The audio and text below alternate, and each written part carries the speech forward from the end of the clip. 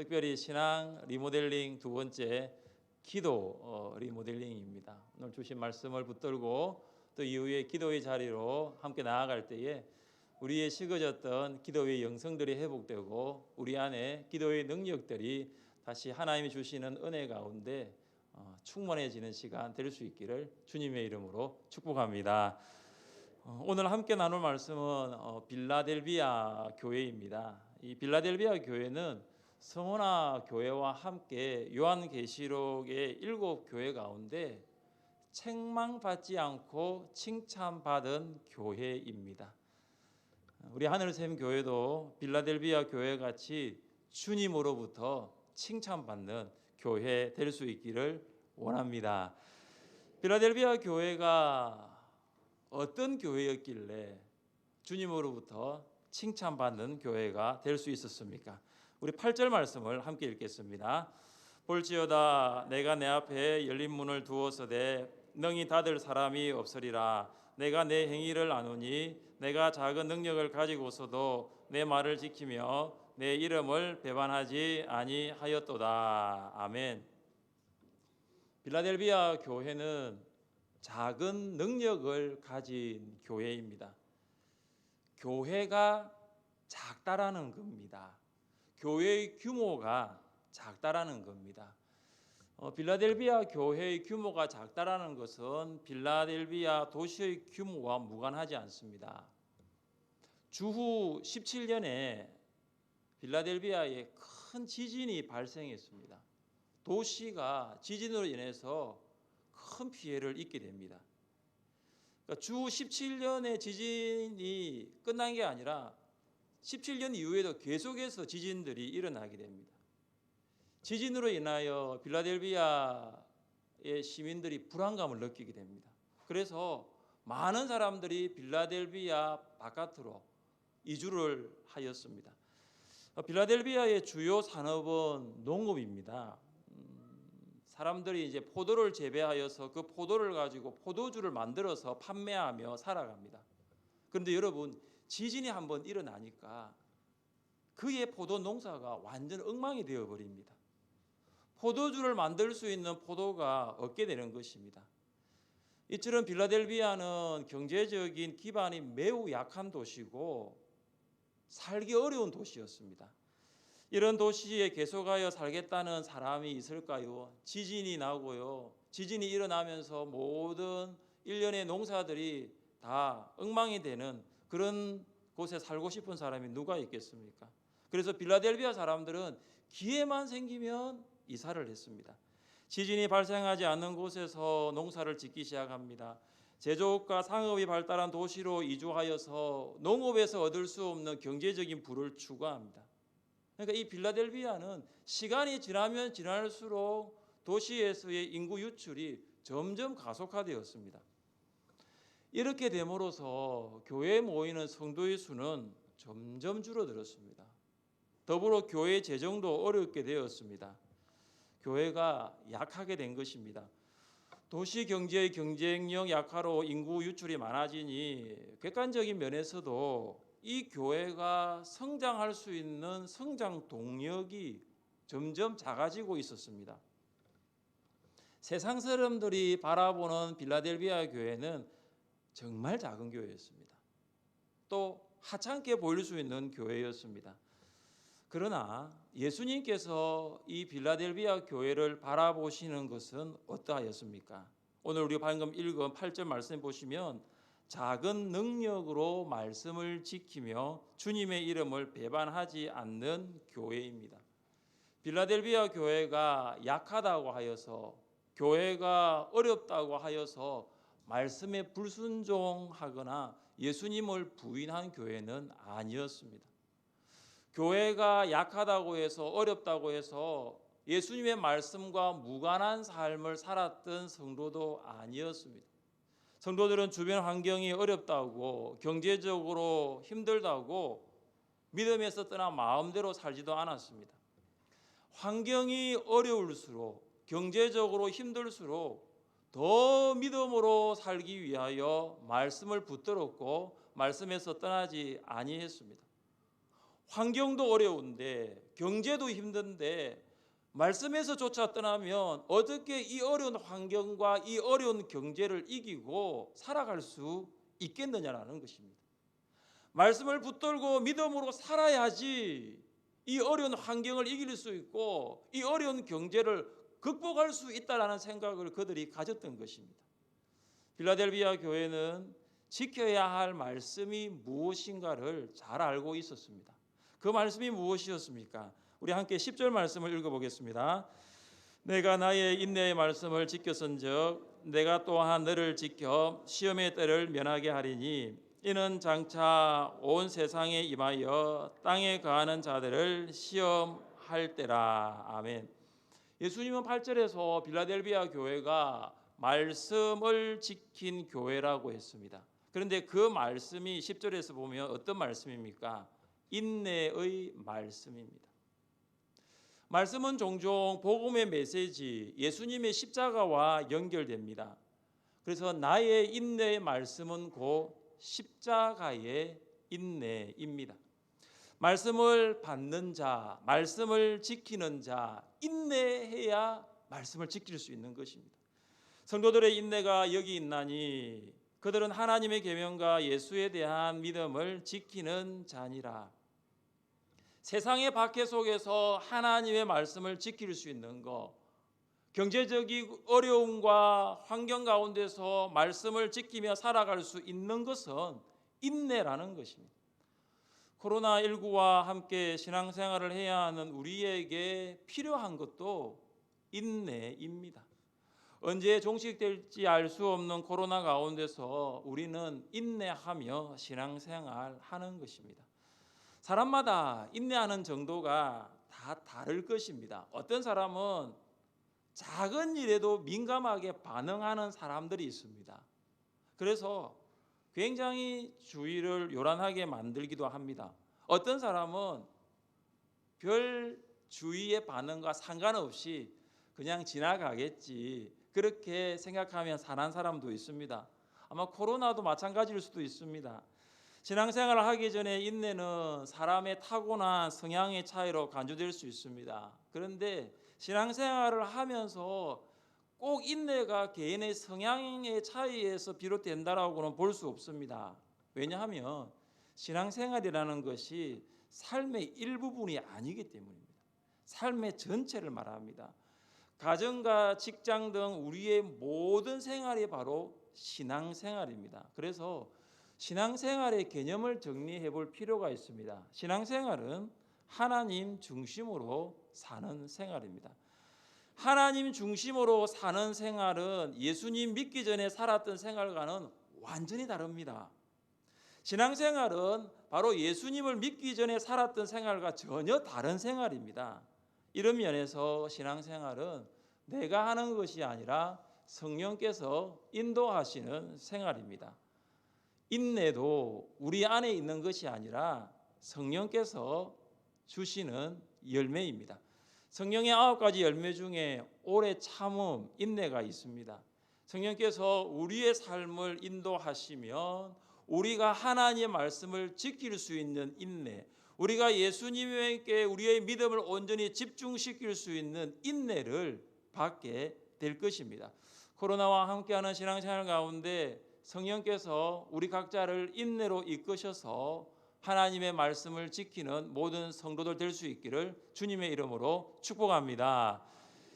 나의 인내의 말씀을 십자가의 인내라고 하였습니다. 십자가의 인내는 십자가를 지신 예수님을 생각하게 합니다. 그래서 신앙생활은 하나님 중심으로 사는 생활이면서 또 신앙생활은 십자가를 참으신 예수님을 모델로 삼고 인내로 경주하는 생활이 바로 신앙생활입니다. 신앙생활을 하면서 어려운 일을 만날 때가 많습니다.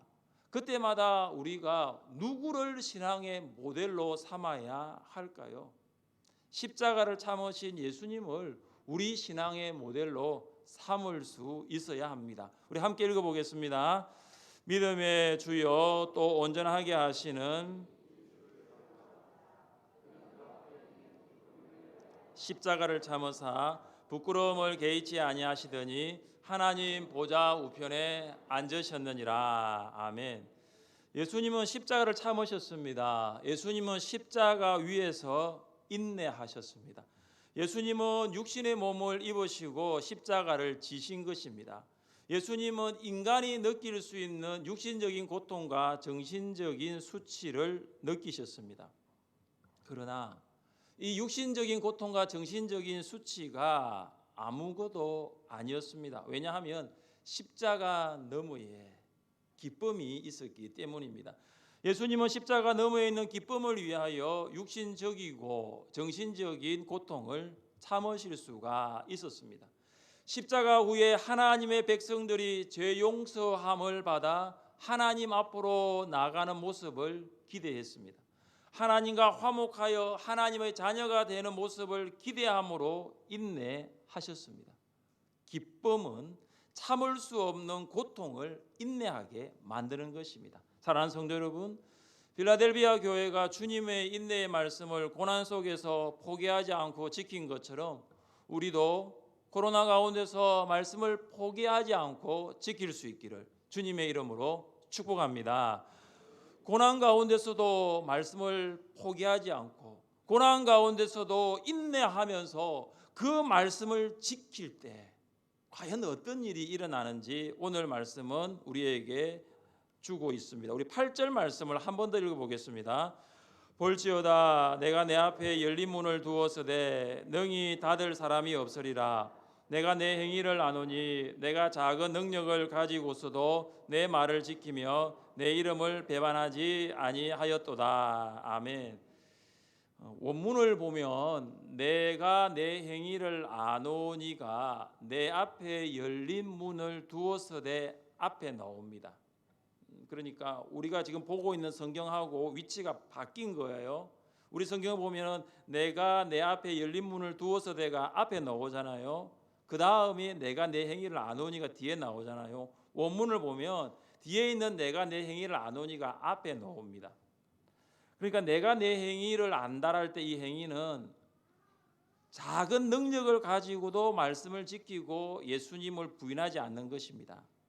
정리하면 작은 능력을 가지고 말씀을 지키고 이름을 부인하지 않는 빌라델비아 교회 앞에 뭐가 있냐면은 열린 문이 있는 것입니다. 문을 열고 닫으시는 분은 예수님이십니다. 왜냐하면 예수님은 문을 열고 닫을 수 있는 열쇠를 가지고 계시기 때문입니다. 예수님이 열쇠를 가지고 계신다라는 것은 예수님이 절대적인 권세와 능력, 절대적인 권능을 가지고 계신 분이심을 말하고 있습니다. 예수님이 닫으시면 열 수 있는 인생은 없습니다. 예수님이 여시면 닫을 수 있는 인생도 없습니다. 예수님의 절대적인 권세와 능력, 예수님의 절대적인 권능입니다.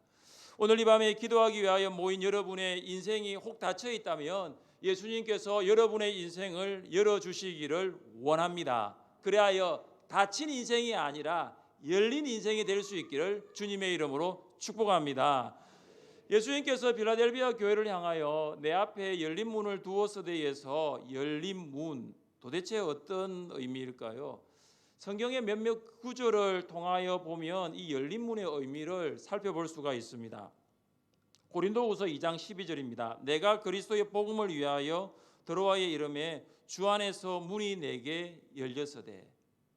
사도 바울은 3차 선교 여행에서 소아시아를 두루 다니는 동안 주님께서 드로아에서 복음을 전할 수 있는 문을 여셨다라는 것을 알게 됩니다. 그래서 여기서 문은 바로 복음의 문입니다. 이 복음의 문을 여시는 분이 예수님이십니다. 또 함께 말씀을 읽어보겠습니다. 또한 우리를 위하여 기도하되 하나님이 전도할 문을 우리에게 열어주사 그리스도의 비밀을 말하게 하시기를 구하라. 내가 이 일 때문에 매임을 당하였노라. 아멘. 로마 감옥에 갇혀 있는 바울이 골로새 교회 성도들에게 기도를 부탁합니다. 바울이 부탁한 기도 제목이 뭐냐면 내가 지금 로마 감옥에 있으니까 이 로마 감옥 문을 열어달라고 기도 부탁을 한 것이 아니라 전도의 문을 열어달라고 부탁한 것입니다. 바울은 빌립보에서 감옥 문이 열리는 것을 경험했습니다. 그러나 그가 정말로 긴급하게 부탁하고 있는 기도 제목은 전도의 문이에요. 골로새 교회 성도들이 기도하게 된다면 감옥 문은 열리지 않는다 하더라도 전도의 문이 열릴 것이라고 확신했던 것입니다. 하나님께서 문을 여시면 닫을 자가 없습니다. 코로나19로 인하여 전도의 문이 점점 닫혀지는 것 같습니다. 복음을 전하는 것이 코로나 전보다 점점 어려워지는 것처럼 보입니다. 그러나 우리는 믿고 확신합니다. 하나님께서 복음의 문, 하나님께서 전도의 문을 여시면 닫을 사람이 아무도 없다는 것을 확신합니다. 사랑하는 성도 여러분, 하늘샘 교회 앞과 여러분의 가정과 일터에 복음의 문, 전도의 문이 열릴 수 있기를 원합니다. 한번 따라해 보십시다. 우리 가정의 전도의 문을 열어주소서. 우리 가정의 전도의 문을 열어주소서. 한번 따라해 봅시다. 우리 일터의 전도의 문을 열어주소서. 우리 일터의 전도의 문을 열어주소서. 한번 더 따라해 봅시다. 우리 교회의 전도의 문을 열어주소서. 우리 교회의 전도의 문을 열어주소서. 하나님께서 작은 능력으로 인내의 말씀을 굳게 지키고 하나님의 이름을 배반하지 않는 빌라델비아 교회에게 주신 약속이 있습니다. 우리 12절 말씀을 함께 읽겠습니다. 이기는 자는 내 하나님 성전의 기둥이 되게 하리니 그가 결코 다시 나가지 아니하리라. 내가 하나님의 이름과 하나님의 성 곧 하늘에서 내 하나님께로부터 내려오는 새 예루살렘의 이름과 나의 새 이름을 그의 위에 기록하리라. 아멘. 하나님께서 교회에 주시는 약속, 빌라델비아 교회에 주시는 약속은 크게 두 가지입니다. 하나님 성전의 기둥이 되게 하겠다. 또 하나는 이름을 기록하겠다는 것입니다. 빌라델비아는 끊임없이 지진이 있었다고 말씀을 드렸습니다. 지진으로 건물이 무너지고 폐허가 됩니다. 성도들은 무너지고 폐허가 된 건물의 잔해 속에서 하나를 봅니다. 뭐냐 하면 기둥이에요. 지진 후에도 그래도 다른 건 다 무너지더라도 그래도 남아있는 것이 기둥이라는 거예요. 기둥은 영구성과 견고성을 의미합니다. 작은 능력으로도 인내의 말씀을 굳게 지키는 성도에게 하나님의 이름을 배반하지 않는 성도는 하나님 성전의 기둥이 되게 하겠다고 약속하고 있습니다. 하나님께서는 성도들을 건물의 기둥처럼 견고하게 지켜주겠다고, 견고하게 보호해 주겠다고 약속하고 있습니다. 빌라델비아의 건물의 기둥이 무너지더라도 하나님 성전의 기둥은 결코 무너지지 않습니다. 하나님께서 성도들의 삶을 보호해 주겠다고. 많은 사람들이 빌라델비아를 떠나서 타지로 이주하고 빌라델비아 도시를 떠나고 교회를 떠나지만 내가 너희들의 삶을 보호해 주겠다고, 내가 너희들에게 필요한 모든 것을 공급해 주겠다고, 내가 너희들의 삶을 책임지겠다고 주님 약속하고 있는 것입니다. 빌라델비아 사람들은 지진의 위협이 있을 때마다 도시를 나가서 멀리 다른 임시 지역에 잠시 머물러 있었습니다. 지진이 있을 때마다 피신하는 거 참 고통입니다. 그러나 하나님의 성전에서는 결코 다시 나가지 않는다는 약속을 하고 있습니다. 사랑하는 성도 여러분, 빌라델비아 교회 성도들에게 주신 하나님의 성전의 기둥이 되게 하겠다는 이 약속이 우리의 약속으로 받을 수 있기를 바랍니다. 동일한 시간과 공간에서 불신자들과 함께 살아가는 우리이지만 하나님께서 우리의 삶을 보호하시고 안전을 지켜주시고 우리에게 필요한 모든 것을 공급해 주실 줄 믿습니다. 빌라델비아에서 계속되는 지진처럼 우리에게도 끊임없는 고통이 있을 수 있습니다. 그들은 언제 지진이 끝날까라는 생각처럼 우리에게는 언제 이 고통이 끝날까라는 생각으로 살아갑니다. 그러나 우리가 분명히 알 수 있는 것은 하나님 안에는 안전합니다. 다윗은 그가 살던 시대를 보면서 안타까워하면서 이런 고백을 하였습니다. 터가 무너지면 의인이 무엇을 하랴. 다윗은 법과 질서가 무너지는 것을 보았습니다. 다윗은 사회의 기준이 폐허가 되는 것을 목도했습니다. 다윗 시대처럼 지금 우리의 시대도 그런 것 같아요. 법과 도덕이 무너지고 사회의 기준이 무너지는 것 같습니다. 우리가 어떻게 해야 할까요?